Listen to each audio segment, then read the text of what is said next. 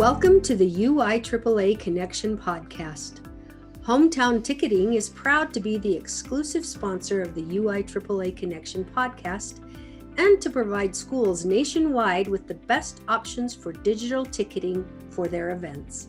Visit their website at hometownticketing.com to learn how they can make digital ticketing possible and simple at your school. Thank you to Hometown Ticketing for their exclusive sponsorship of the UIAAA Connection podcast. Welcome back to another edition of the UIAAA Connection. I'm your host, Mark Hutch Hunter. Today, we are pleased to have on Christmas Eve as our guest, Mike Ellson, Executive Director of the Tennessee Athletic Directors Association. Welcome to the podcast, Mike. Mark, thank you for having me. Been looking forward to this for a while. Let's begin by having you share with our listeners here in Utah and actually across the world now, where you grew up, where you went to college, your first job, youth sports, all those types of things. Sure. Mark, I grew up in Newcastle, Indiana, which is a town 50 miles east of Indianapolis. It was a town of 20,000. I think it's a little less now. I'll put it to you this way. My high school, when I graduated, was called Newcastle Chrysler High School, but Chrysler left the town. So as you can imagine, the name of my high school changed to Newcastle High School, but graduated from there in 1982 and had a blast growing up. We lived in town, but had family that lived out in the country. So got to experience both, small city or small town living and also country living, where I would detassel corn and help detassel or not detasseling corn, but baling hay and just doing all the things that you did on the farm. But I was the oldest of four boys and just had a wonderful time growing up. If you picture the movie Sandlot, that was kind of what I experienced. And whatever sport was in season on CBS, ABC, or NBC, that's kind of what we were playing over at the concrete schoolyard. None of us had a key to the gym. And so we did everything outside. And that includes, not making it up, shoveling snow off of a concrete basketball court so we could play. So I just had a lot of fun growing up in a neighborhood. And back in the day, your parents felt comfortable sending you a few blocks away from the house. But that's something I don't advise here as we approach the year 2022. Well, it's interesting you mentioned Sandlot. I'll just add this parenthetically, and of course the people in Utah know that, but that film was filmed here in suburban Salt Lake City. Wow, I did not know. The Vincent Drug Store is in a little town called Midvale, which is just suburban South Salt Lake City. As a matter of fact, the baseball diamond where they played the game, not the backyard, but you remember when he comes in and says, "Yeah, your place tomorrow, what o'clock?" And they played that game. My grandson actually played at that diamond last summer out in Rose Park, which is actually where Tony Finau, the golfer, is from. And so we were there, and so we were commenting on how it was the Sandlot field. So kind of a small world there. I had no clue. So that's a good takeaway from the podcast for myself and all of our listeners. Absolutely.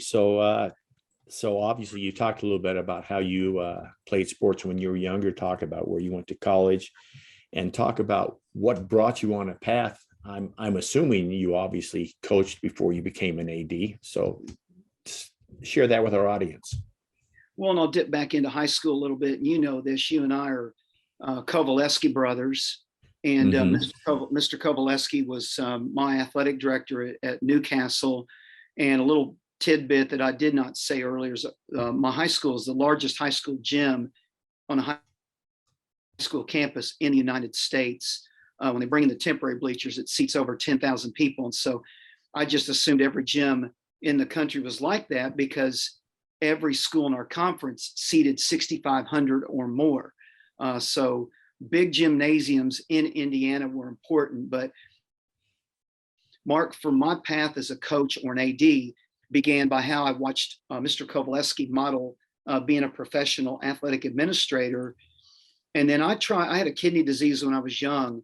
And I tried out for basketball grades 6 through 12 every year, and I never made the team. And so I kept, you get cut and try to make it. My senior year, you heard that video last week about, that path of not making the team, but that led me to, play for a little team at the Salvation Army, play church league, and I eventually played at a small college.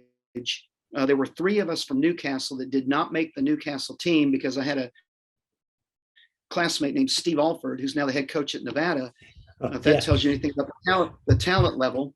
But 3 of us ended up playing small college basketball, and I played at what's now called Welch College on the first ever official college team here in Nashville, Tennessee. And little did I know that was going to be a precursor to me going to a school that was K through 8 for my first job away from Welch, to start a brand new athletic program where I coached multiple sports, cross country, track, basketball, baseball, soccer, and have served as the only athletic director at the school up until this past June, which was 34 years. I'm in my 35th year here this year at Christ Presbyterian Academy in Nashville. So it's just been it was a gold mine as a young coach, and to have the opportunity to grow into my position as an athletic director, the positives far outweigh the negative. Well, and let me go back. So we'll just jump ahead now. You spoke about how we were Kowaleski brothers, so I want you to explain that to our listening audience. And of course, I'll leave this. Well, I'll just throw this list out there. You talk about the Kowaleski brothers. You're talking about John Ellson, Jeff Dietze, Roy Turner comes to mind, Rob Malenko, Fred Smith out of Michigan, obviously Craig Perry, Cass Herbst, Daryl Nance, and you, Jerry Stevens, and probably Big Rich Barton before you. Yes, and so Mark, talk about that. Well, I mean, for me, just being able to think about the lineage of nearly 40 years ago, of being in the hallways where, like I said, I watched Mr. Kowaleski be a professional, but Mark, little did I know what he was doing in the development of the NIAAA. And Mr. Kowaleski, along with Jim Teff and Jim Watkins, Dr. John Olson, Don Bales, Dwayne Kramer. I'm not even going to do justice for the original names, but I love this statement. Sometimes you have to go back to the past to understand the future. And I think it's important for individuals like you and I and so many other leaders around the nation to know where we come from, not to live there, but to honor the past, to be inspired by it. So when I think about being in the Mr. Kowaleski family of leaders that you just mentioned, it blows my mind, and it's a real blessing.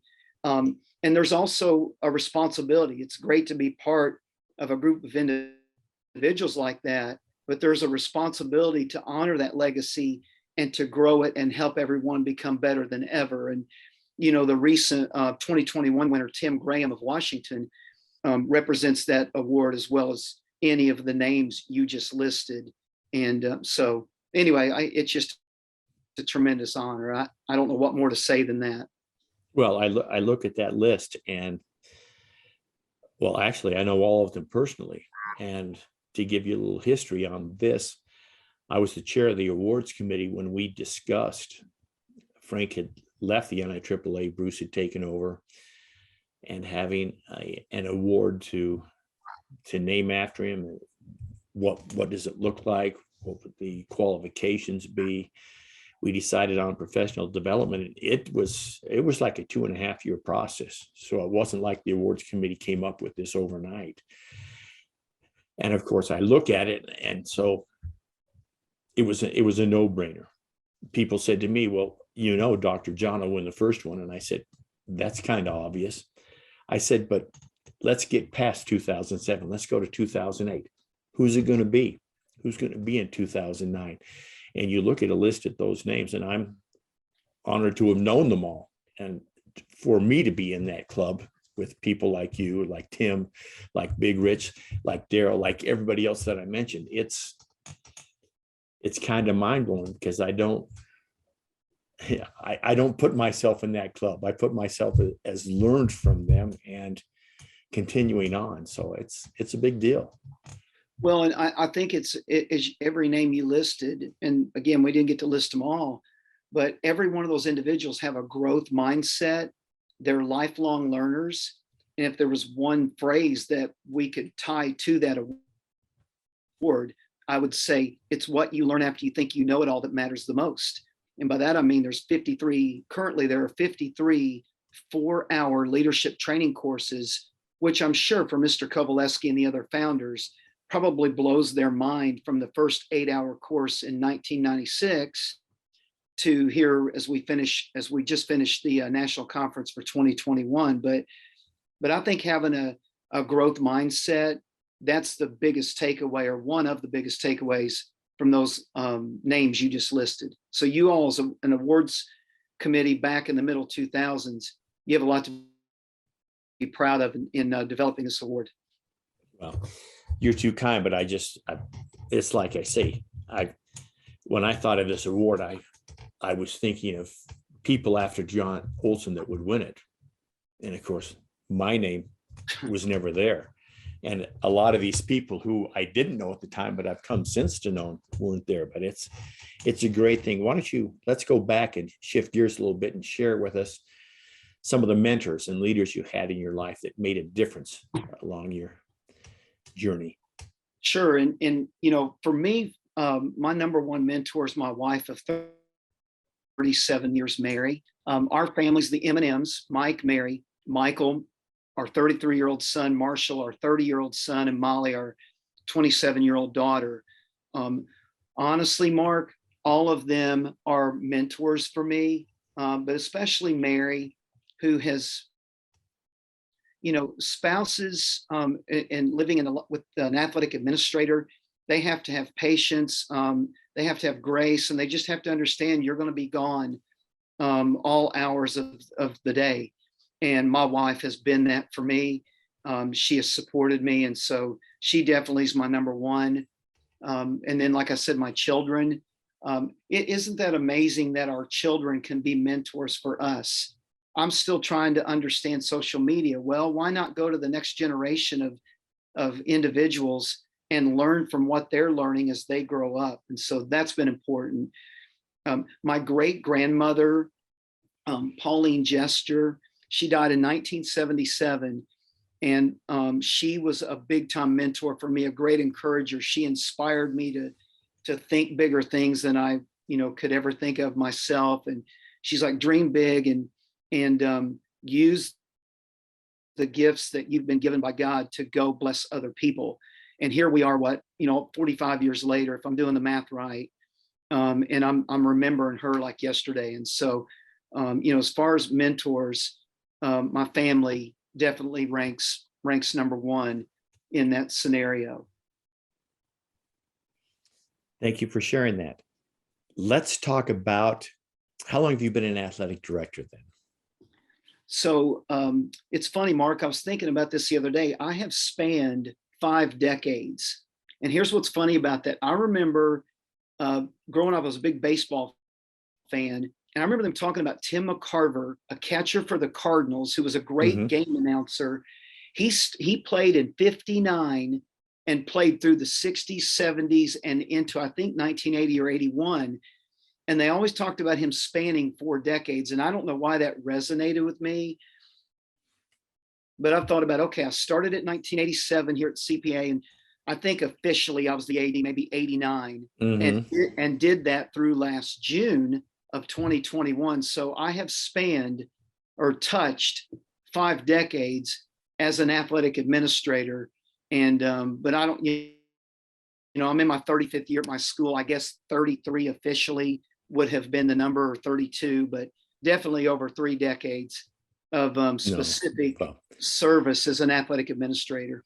And to be part of 5 decades is incredible. When I retired at Jordan in 2013, one of the last things I said was I taught at Jordan for 5 decades, 79, which is the last of the 70s, yes, 80s, 90s, the aughts and then into the teens. And so you've obviously been in the business a long, long time. And so the question is, how is the job of an athletic administrator different today than it was when you first started? And I'm sure there's, as long back as you go, there's got to be huge, huge differences in the job. Well, I would say the number one thing is tied to the legal duties. I've shared 14 legal duties a lot, like I'm sure you have, Mark, different workshops. And I had somebody say to me, a really high up government official recently, what they don't know, they don't know. And I'm like, what do you mean? And he's like, well, the superintendent's principals, they probably know about legal issues, but do they know the 14 legal duties? So I think just create the NIAAA and the NFHS have done a great job, especially the last 2 decades, of creating the value of importance of us having knowledge of what we're responsible for. So that's been a big takeaway. And then when I started in 87, we required a physical form for participation. Now there are 7 or 8 different forms that a student athlete and their parents have to sign before they can participate in athletics. And I would say back in the day, somebody might say, well, I've got an appointment on September the 3rd, and it was August 28th, and you might say, oh, it's okay, you can practice for the next 4 or 5 days. I know you're getting your physical. And by golly, now you better not let anybody touch a piece of equipment or field or anything until all of their forms are turned in. So I think the magnification of importance of forms, and then, like I said, just the awareness of what is available for us. Think about, there were 0 NIAAA Leadership Training Institute courses in 1987 when I started. And some have even been retired during my career, but now there are 53. And I think there's a chance we could get up to 56 by the time everyone comes to Nashville in December of 2022. No, I think that's exactly right. So take us down memory lane and speak to your journey with the TIAAA and 3 A's and the NIAAA, and maybe reminisce about some of the great stories or how you first got involved in the NIAAA. I mentioned that because my first conference, believe it or not, was 1997 in Nashville at Opryland. And of course, I was lost the whole time I was there, but that's a different story. So share some of your memories and take us on your journey with both those organizations and how you became to be the executive director. Well, for me, I started attending, and if anybody gets anything out of this that listens to it, my encouragement is don't sit in the back of the sessions of the courses. Go sit up on the front row. When I started, I sat in the back. I was scared to death. I started in 1992. We had our Tennessee State Athletic Directors Conference in downtown Nashville. I actually got to meet in person a legendary track figure from Clarksville named Wilma Rudolph, who was phenomenal in the 1960 Rome Olympics. And she was so kind, Mark. And she ended up dying of brain cancer like a year later. She was so sweet. She was kind. I thought, who are you to be talking to this 20-something-year-old young athletic director at a school no one had ever heard of? But she just demonstrated her humility to me. So that was a really important first conference because it gave me confidence. I'm like, if a Wilma Rudolph level individual can speak to me, I can talk to anybody and do anything. And so I've attended every athletic director state conference in Tennessee, but one since 1992. And so I slowly got off the back row and started moving up. I'd go to the middle, and then I finally got to the front row. And a hero for all of us in Tennessee is a gentleman named Richard Carroll. Richard Carroll was one of the first major award winners from Tennessee. He received an NFHS citation. And, I was at a private school, or I'm in a private school now. Mr. Carroll was at a public school, and he didn't care about public versus private. He just put me under his wings. He encouraged me. He encouraged me to go to the national conference. We'd go to sporting events together. We would hang together. He's no longer with us, but he's someone that really made a difference. And he's like, Mike, you've got great energy. You have enthusiasm. You know, you're somebody that can make an impact for a long time. And just hearing him say that made a difference. And then you and I have a mutual friend, and he's actually the one that introduced you and I when I first started going to the national conference in 2003, but that's Mike Kimmons.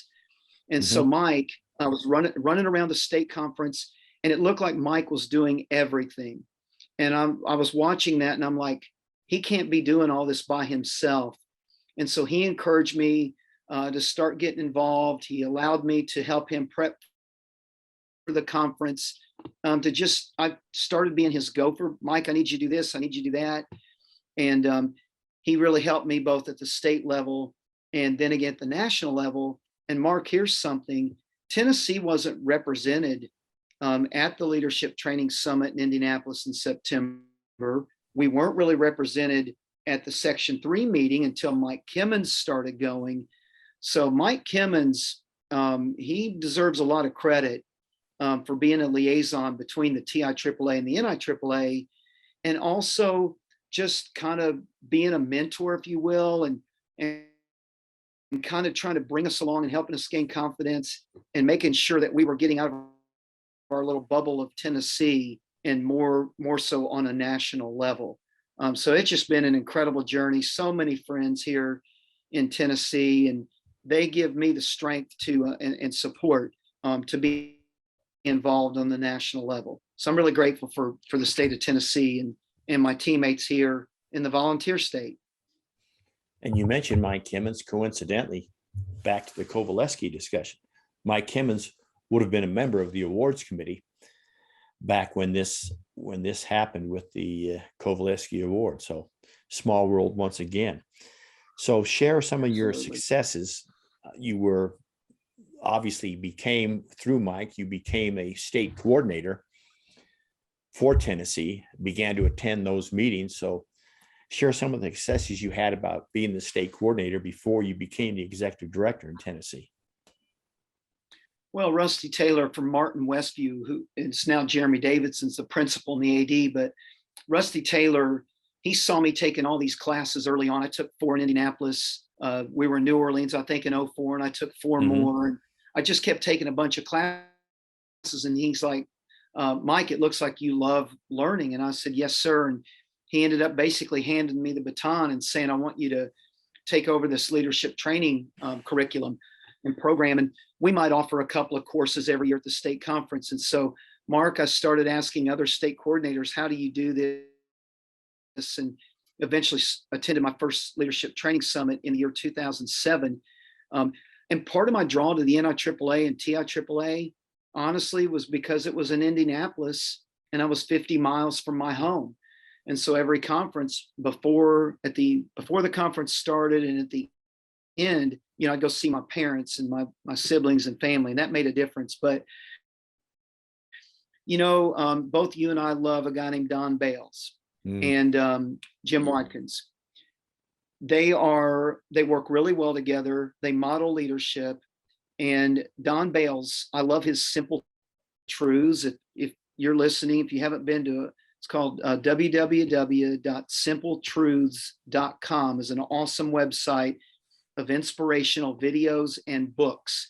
And Don always shares a lesson every September from that website or something similar. And so that was really high value. And again, it's the old adage. When I went in 2007, I sat on the back row, and then I just started meeting people, and I started feeling more comfortable and being involved, and we'd share ideas. And so instead of offering 2 LTC courses at our state conference, we started offering 3 sessions and 5 and 6 courses. Then, Mark, I learned something that I think is of high value that a lot of us miss, and that's doing the professional development outreach. Every 3 years, we as state coordinators can request a grant for an outreach. And so now, starting in 2016, we did Belmont University, 2019 Lee University, and here we are back again in 2022. And we've developed a concept where we're going to do Belmont University on February 28th, Jefferson County High School in East Tennessee on March 7, and then we're going to go to Memphis November 5. And so dividing out 100 opportunities, we might have 30 to 40 at Belmont, maybe 20 at Jefferson County in East Tennessee, and then we'll fill in the rest of the numbers once we get to Memphis in November. And so our state is long, and that is something I have gleaned or learned from going to Leadership Training Summit, is that opportunity for that outreach grant. And another component to that is, and I'm sure you've done this in Utah, every 3 years we can request $1,000 grant to bring in a speaker, or for you and I, one of our friends from around the country, and have them come in and be a guest at our state conference, which is something we've tried to do annually in Tennessee. So again, so many takeaways. The free course offerings, to see best teaching practices. I know you do 790, and we had a Tennessean named Greg Wyatt from Siegel that was in your course. And after you all taught this past week, he's like, that's the best course I've ever been through. And it was so fun and engaging, and to see best practices for how to be a great instructor with the amazing curriculum that's already at our fingertips. What a great opportunity for us to grow. And that's what I gleaned from Leadership Training Summit. And then we mentioned Mr. Kovaleski. Jim Teff passed away too early, and you can hear it in Jim Watkins' voice every time he presents the Jim Teff Award. But I was fortunate to be in that family as well a few years ago, and I ended up, writing a handwritten note to Mr. Teff's wife. Again, we're in such an honorable profession, and to get to be associated with those names, it blows my mind from when I first started going in 2007. Thank you for sharing that. And I think that's some great advice for those that are listening today. Now, let's turn our attention to the National Executive Directors, the NEDC. And obviously, you've made that change from a state coordinator to a executive director. So talk about your involvement in the NEDC and how that came about, and talk to our listeners, because as you and I both know, that's only one per state. So it's never going to get bigger than 50 people. And so that's kind of a select group of people in and of itself. So speak to our listeners about the NEDC and your involvement in it, how that came about. Well, what an honor to be involved. And, I'll start before I mention the individual that helped me. I think walking through the path of being an officer of your state association, for us in Tennessee, I was president-elect, president, and past president, each of those terms being a 2-year segment. And then I've been an official board member since 2007. So learning the infrastructure of how to run a state association is really important to help prep you to be with the executive directors. But you, Mark Hunter, created an awareness and really issued a challenge to me several years ago. You're like, Mike, Tennessee does not attend the NEDC summer summits. There's nobody representing you at the annual winter meetings with the NIAAA National Conference. And I went back to our board after you issued that challenge, and I just simply said, guys, if you would vote me in, I'd love to be your representative as executive director. And it's been a non-paid voluntary position for me for the last 5 years. And it's something I'm working towards where I can hopefully start getting some compensation for it. And I'm journaling all my responsibilities that are associated with being executive director, like keeping the website up to date, being a liaison to the TIAAA, being a liaison to the NIAAA, gleaning and learning best practices from other executive directors from across the nation. Those are just some of the opportunities or responsibilities that exist with that position. And, Mark, we just introduced last week the concept of mentoring. So we're going to do a matching pairing mentoring program within the NEDC. There's so many amazing people in that group. I don't even want to begin to name names because it's all legacy and legendary driven as far as I'm concerned with NIAAA Hall of Fame members. But there's so much wisdom And what's going to happen is these executive directors, they're going to mentor each other. So if you walked into the room and you had a conversation with you or any other founding member of the NEDC, you would find out quickly that none of them think they have all the answers. You demonstrate a growth mindset, you demonstrate teachability. And the main thing about the NEDC is that it's connecting all of our states. It's a point of cohesion, of leadership, and it's just going to strengthen the entire body of the NIAAA. So to hear what's going on, to network, to spend quality time with individuals, that is just one of the biggest values. And Mark, because of you, Tennessee has representation. And again, I'm honored to get to be that representative.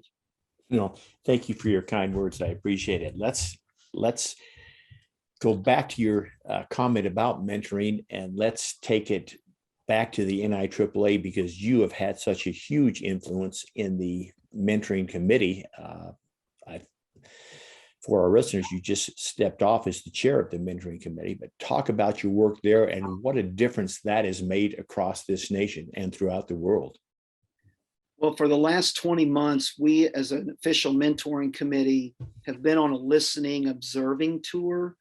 And even before that, Dory Smith of Missouri chaired a mentoring ad hoc committee, and I was able to be on that. And again, just kind of gaining insight and ideas from different states of what best practices are for a mentoring program for state athletic directors. Currently, going back to the state of Missouri, Jen Brooks, one of our committee members, mentioned that they have 157 new athletic directors. So Mark, when you think about all of the new athletic directors that are annually turning over in our states, the value of having an experienced athletic director embrace a new AD is so essential, because to me, the position of athletic director is not a stepping stone to being an assistant principal, superintendent. It is an honorable position. To me, it can be a capped out position where you have maximum leadership opportunity, just like a principal does. And so why not embrace that positive outlook and mindset for the position of athletic director? So one of your individuals who I have great respect for, Trevor Wilson, is one of our 10 mentor committee members. Trevor and I also serve as mentors on the new Daryl Nance innovative NIAAA cohort study. And Trevor just represents you all so well. And thinking about, the impact that you and Rich Barton, Jamie Sheets, Trevor Wilson, all of you are mentors for me. So what we're trying to do is create common language amongst all the states to know that they need a mentor, that even though we've been in this, you and I have been in this a long time. I'll go back to that John Wooden quote. It's what you learn after you think you know it all that matters the most. So why would we not have a spirit of teachability? And so we want mentors to be teachable and to realize that they have things to learn, but to embrace that new athletic director. So our committee has been phenomenal. Most committees, I'm guessing you've been on different committees, and maybe the awards committee met 3 or 4 times a year. We've met 20 times in 20 months. And our committee has demonstrated great commitment. And then every other month we meet with the state mentoring chairs. So just simply by coming together and sharing best practices across the nation from state to state, the collaboration has been rich. And now we're looking to grow this into a toolbox on the NIAAA website. We're looking to grow the NEDC, National Executive Directors, into a mentor-mentee program. And there's going to be so many positive outcomes. So we're going to kind of slow down, take a deep breath. Let's get 1% better. Let's grow everything a little bit at a time and see where we end up 12 months from now. So we have a great foundation of information. Now the challenge is activation or implementation, and mentorship is organic. I've been mentoring a young man named Patrick Miller out of Clarksville, Tennessee, who, by the way, just achieved his CMAA. And what I've learned from my conversations with Patrick is how important it is for me to be a mentee, for me to learn. It might have started out as me being his mentor, but he truly is mentoring me. And so I think it's a sword that cuts both ways, and it's gonna take a spirit of humility for this thing to really get off the ground in every state. But Mark, thank you for bringing that up, because there's more awareness of the importance of mentorship, and the outcome we may not see for a few years, but I think it's going to be phenomenal. And thank you for sharing that. And I think you're right. I don't think we'll see it for a few years, but I think, well, down the road, 4 or 5 years from now, it's going to make a huge, huge difference. So that's great. And once again, thank you for sharing.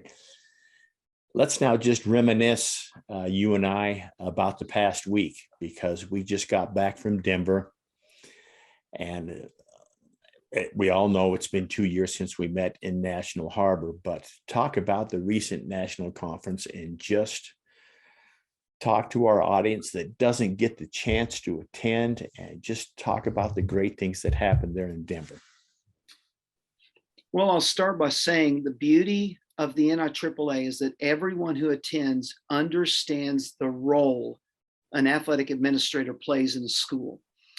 And a lot of that role is in the unseen. There's no applause. Now, coaches I know can get hammered by the media if they're not having a good season from a one-loss perspective. But when they're winning, they get all the praise.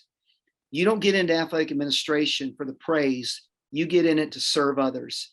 And when we attend the national conference, it is 2,000 servants coming together to collaborate and share ideas and share best practices. So for you and I, you know, the national instructors meeting pretty much kicks off the conference at 3 or 3:30 on Friday afternoon. Exactly. And from then on out, you are going sun up to sundown.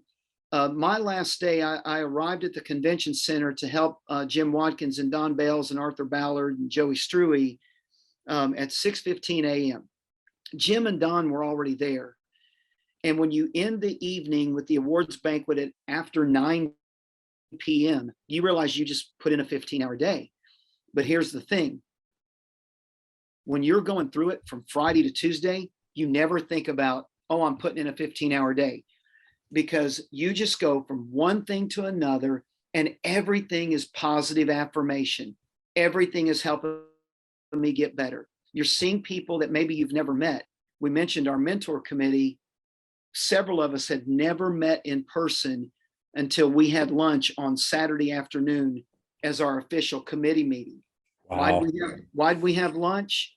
Because we'd met for 20 times, and frankly, our committee deserved to have a lunch together instead of sitting in a conference room for 3 hours meeting about things we've already been faithful to discuss.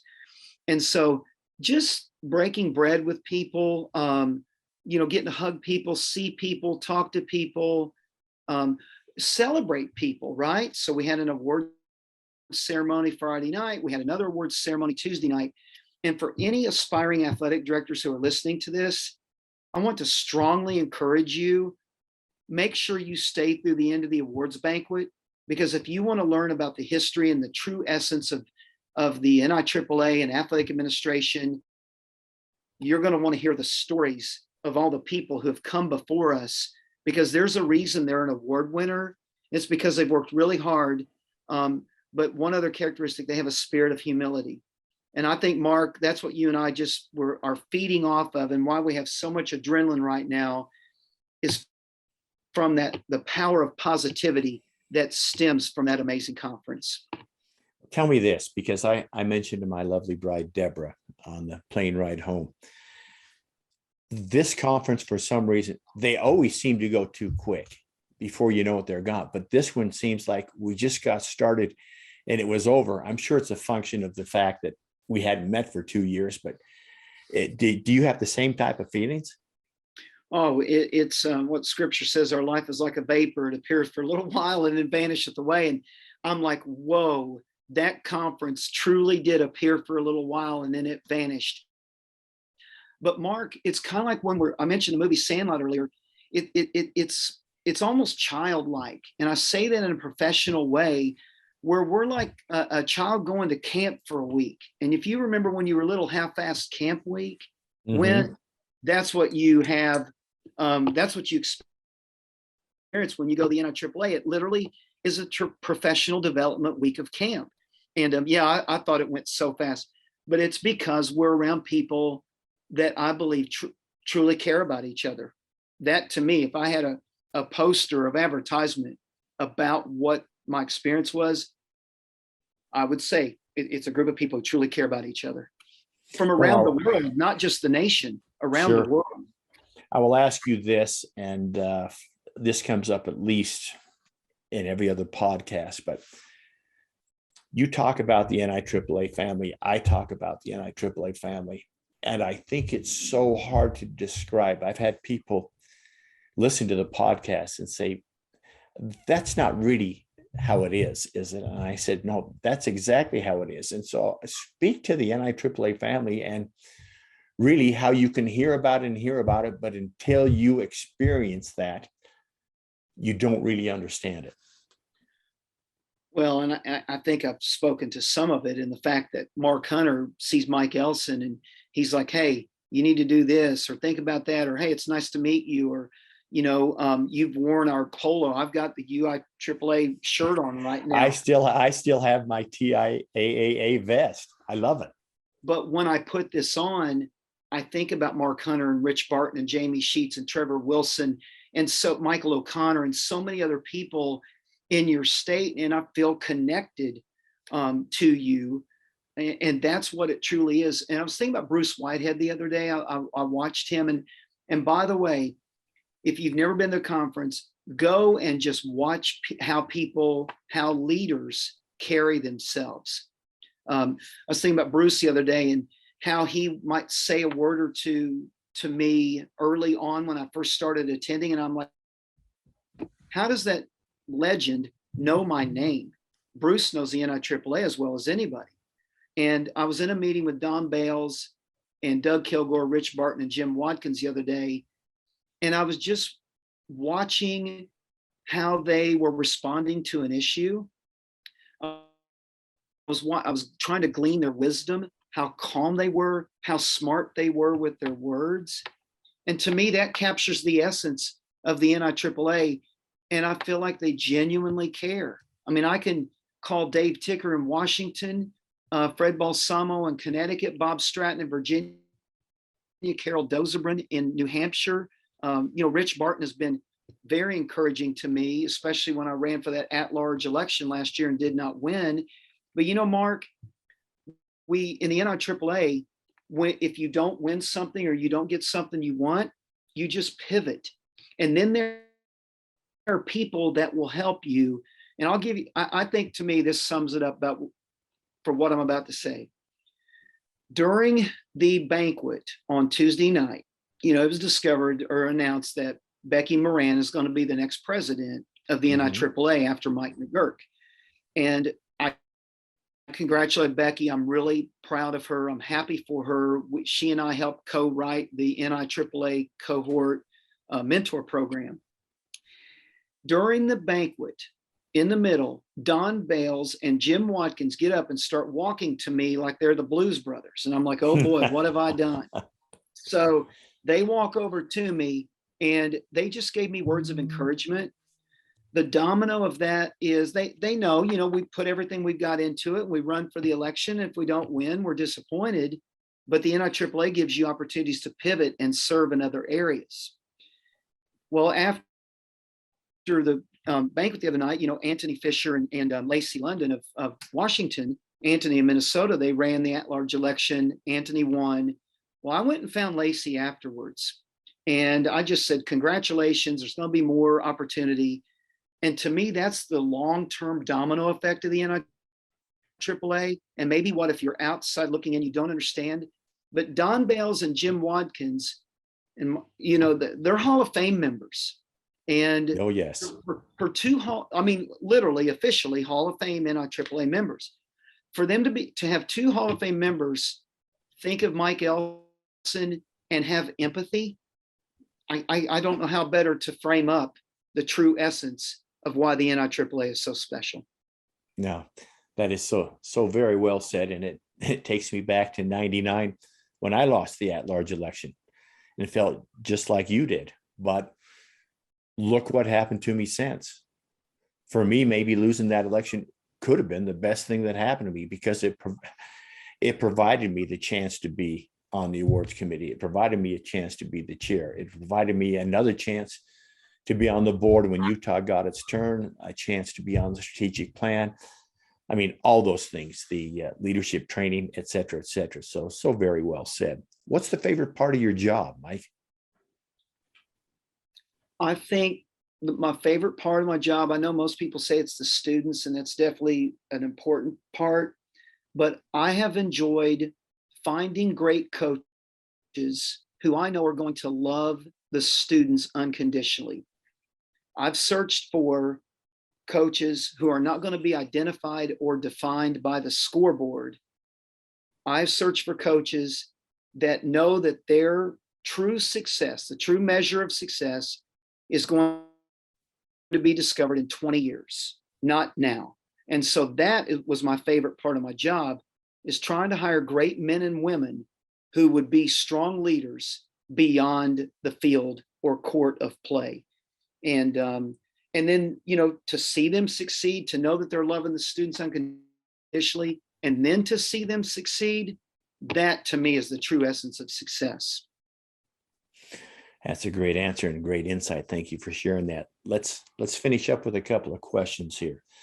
The first one would be, you've had years and years as an athletic administrator. If you had advice, 2 things that a brand new athletic director must do in order to be successful, what 2 things would that be?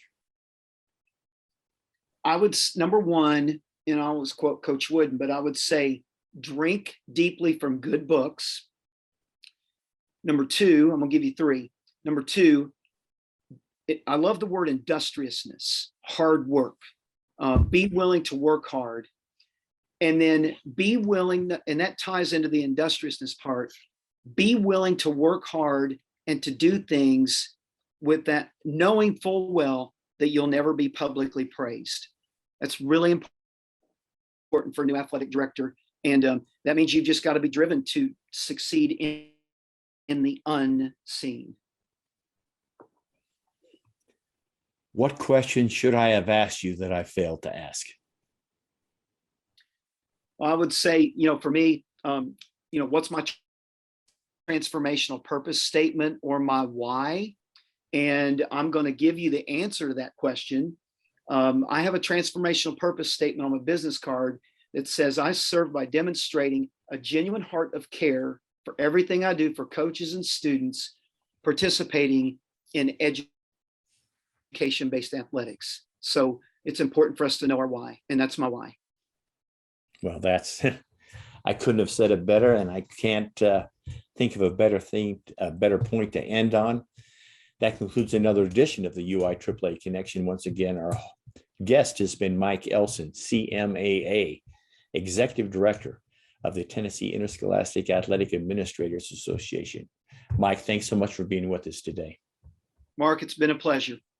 And for our listeners, we hope you tune in again next week for another edition of the UIAAA Connection. It will be our conference special, which will be the last edition of the year. And we have a little bit different music to end this presentation. We have a recording of Tall Grop, Doug Kilgore, Deborah Hunter, and Pam Whitehead playing outside the banquet as people left, a famous Christmas carol.